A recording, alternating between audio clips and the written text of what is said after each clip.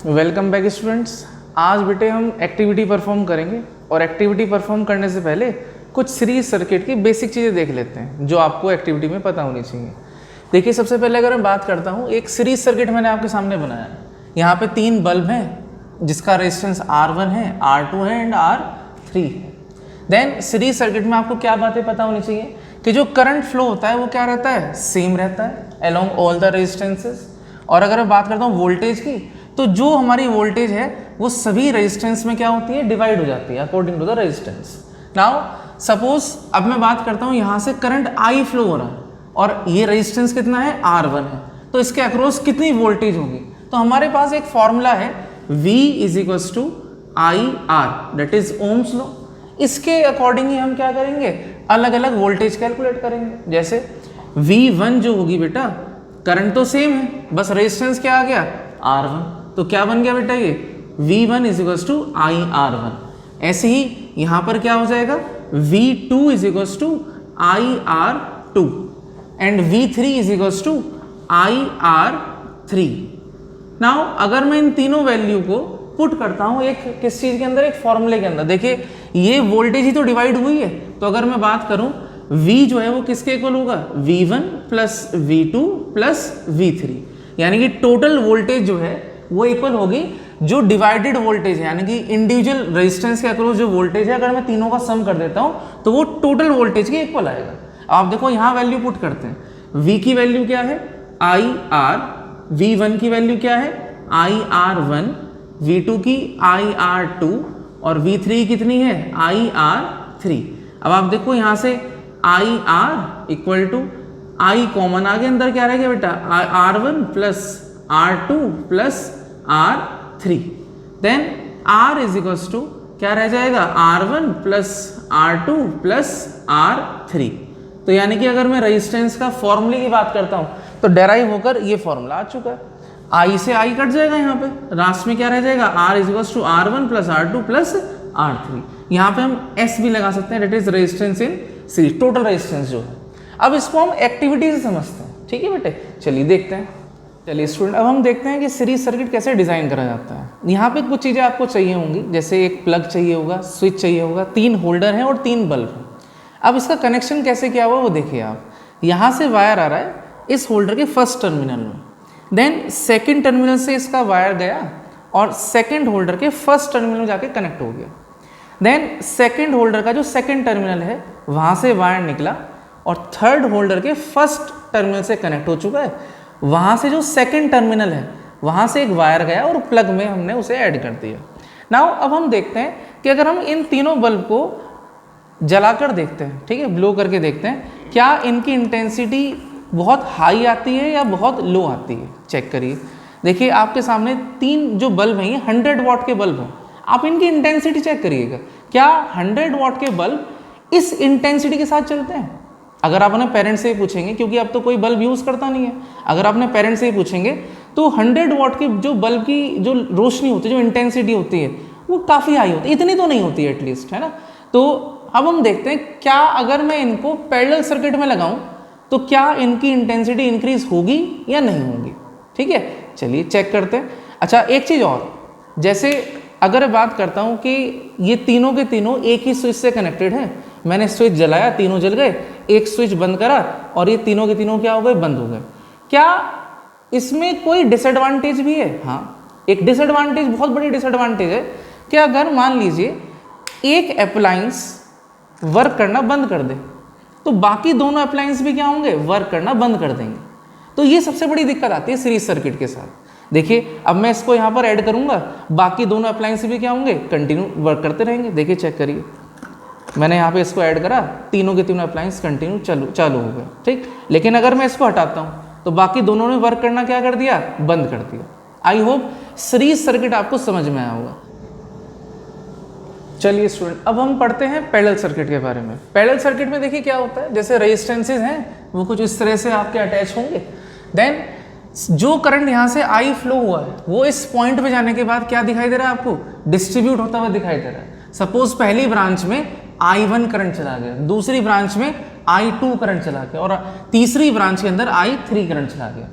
यहाँ पर voltage same रहती है, तो हमें कुछ बातों का ध्यान रखना पड़ेगा कि पैरेलल सर्किट के अंदर करंट क्या होता है, डिफरेंट होता है, वोल्टेज क्या रहती है, सेम रहती है, और टोटल रेजिस्टेंस का जो फॉर्मूला है 1/RP equal to 1/R1 plus 1/R2 plus 1/R3, और अगर और भी रेजिस्टेंस लगे तो प्लस उसका रेसिप्रोकल सम कर देंगे। देन इसमें हमें क्या मिलता है कि जो रेजिस्टेंस है, टोटल रेजिस्टेंस, वो मिनिमम हो जाता है, कम से कम हो जाता है। अगर मान लीजिए 3 रेजिस्टेंस लगे हुए हैं तो तीनों में सबसे छोटा जो रेजिस्टेंस होगा, टोटल रेजिस्टेंस जो आएगा उससे भी कम आएगा। ये हमने पिछली वाली वीडियो में समझा था। देन इसके बाद इसका एक डेरिवेशन करके देख लेते हैं। वही ओम्स लॉ के according V is equals to क्या होता है बेटा, IR होता है। I की वैल्यू अगर मैं निकालूं तो क्या आएगी बेटा, V/R आएगी। इसी फॉर्मूले से कैलकुलेट करते हैं I1, I2 एंड I3। देखिए I1 is equals to, voltage तो सेम रहनी है, रेजिस्टेंस कितना आ जाएगा, R1।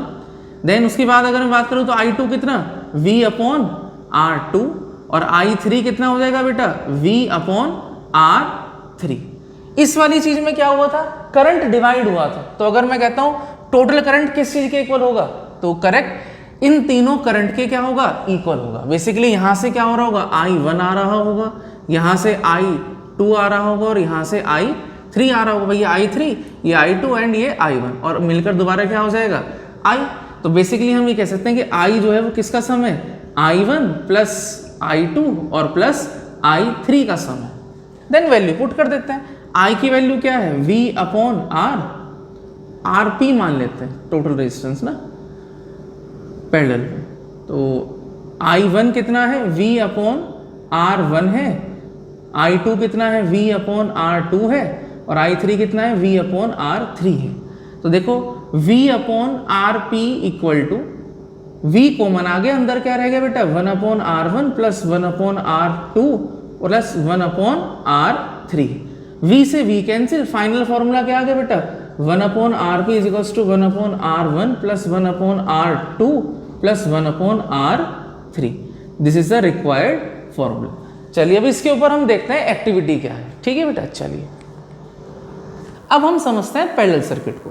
देखिए पैरेलल सर्किट के अंदर जो कनेक्शन है हमारा, वो है कुछ इस तरीके से। इसमें भी एक प्लग है, एक स्विच है, 3 होल्डर हैं। इसमें बस ये है कि जो तीनों होल्डर का सेकंड टर्मिनल है वो ब्लैक वायर से कनेक्टेड है, और तीनों होल्डर का जो फर्स्ट टर्मिनल है वो रेड वायर से कनेक्टेड है। और फिर हमने उसके अंदर क्या कर रखा है, स्विच ऐड कर रखा है। अब इसको हम क्या करते हैं, जो बल्ब्स हैं उसके साथ कनेक्ट करके देखते हैं क्या जो इंटेंसिटी है वो इंक्रीज होती है या डिक्रीज होती है। आपके अकॉर्डिंग क्या होना चाहिए, इंक्रीज या डिक्रीज, कमेंट बॉक्स में लिखिएगा इसका आंसर। ठीक, और फिर एक क्वेश्चन और है आपसे, वो हम अभी डिस्कस करेंगे। पहले इसके कनेक्शन पूरा कर लेते हैं। जैसे हमने यहाँ स्विच लगाया बेटा, अब आप देखिए मैं तीनों होल्डर के अंदर बल्ब, ये वाले ही बल्ब लगाता हूँ, है ना। कोई ऐसा ना कहे कि नहीं सर आपने दूसरे बल्ब लगा दिए होंगे। अब आप देखो बाकी दोनों होल्डर में मैंने अभी तक बल्ब नहीं लगाया, लेकिन एक बल्ब लगाते ही क्या हो गया, वर्क करना शुरू कर दिया। देन अब दूसरा बल्ब लगाते हैं, चेक करते हैं क्या वो वर्क करेगा या नहीं करेगा। ये देखिए ये दूसरा बल्ब अब तक कनेक्ट हो गया। नाउ अब हम लगाते हैं तीसरा बल्ब, अब आप चेक करें ये तीसरा बल्ब कनेक्ट हो गया। तो कुल मिला के हमने यहाँ पे क्या देखा कि तीनों के तीनों बल्ब्स कनेक्टेड हैं और तीनों की इंटेंसिटी हमारी कैसी है, हाई इंटेंसिटी है। क्यों, रीजन क्या है इसके पीछे कि जब हम क्या करते हैं रेजिस्टेंस को पैरेलल में लगाते हैं तो उस टाइम पर क्या होता है, रेजिस्टेंस मिनिमम हो जाता है, कम हो जाता है। अब आप देखिए इसमें एक चीज और चेक करते हैं कि अगर मैं एक बल्ब हटा दूं तो क्या बाकी दोनों बल्ब वर्क करते रहेंगे या नहीं रहेंगे, ये चेक करते हैं। चलिए देखिए, मान लीजिए मैंने ये स्विच ऑन करा, तीनों बल्ब जल जाएंगे, ठीक, हाई इंटेंसिटी के साथ। अब मैंने एक बल्ब यहाँ से ये रिमूव कर दिया। घर पे आप ट्राई मत करें, अगर आप ट्राई कर रहे हैं तो किसी के सुपरविजन में आप जो है इसको ट्राई करें। ठीक, ऐसा नहीं कि आप एकदम सुपरमैन बन जाएं और आप भी मेरी तरह करके देखें, ये काफ़ी पर्टिकुलर प्रैक्टिस के बाद तब होता है। ठीक, अब देखो मैंने एक बल्ब हटा दी, बाकी दोनों क्या कर रहे हैं, वर्क कर रहे हैं। अब अगर मैं यहाँ पे एक क्वेश्चन पूछता हूँ आपसे कि अगर हमें घर में रहना है तो किस सिस्टम के नीचे रहना होगा, सीरीज या पैरेलल।